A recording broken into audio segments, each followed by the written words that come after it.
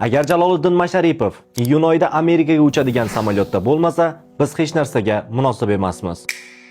Masharipov zarba, gol, gol, gol. Rostini aytsam, uning mundial uchun tarkibga kiritilishi umuman muhokama qilinayotgan darajaga qanday kelib qolganligini tushunmayapman. Axir biz O'zbekiston futboli tarixidagi eng yaxshi vengerlardan biri haqida gapiryapmiz. Biz hali ham vatanimizdagi eng texnik jihatdan kuchli futbolchilardan biri, balki eng zo'ri haqida gapiryapmiz. Bu jamoada kim u kabi aniq pas bera oladi, kim u kabi uzoq masofaga kross uzata oladi, kim u kabi jamoadagi futbolchilarga so'nggi soniyalargacha dalda bera oladi. Yana qaysi futbolchimiz u kabi bosim yuqori bo'lgan o'yinlarda jamoani yetaklagan. Odamlar futbolchini qandaydir bir qolipga solib qo'yadi va u keyin nima qilmasin, har qanday yutuqlarga erishmasin, undan qutula olmaydi. Masharipovga kelganda esa uning tuzalayotgan jarohati haqidagi stereotiplar qayta-qayta takrorlanadi. Lekin uni jahon darajasidagi futbolchi qiladigan boshqa jihatlari butunlay e'tibordan chetda qoladi. Men terma jamoamiz mashg'ulotlarini, o'yinlarini maydondan turib ko'p bora kuzatganman va sizga aytaman, biz ijodkorlik va maydondagi sifat borasida unchalik ko'p tanlovga ega emasmiz. Agar Jaloliddin bu mundialga bormaydigan bo'lsa,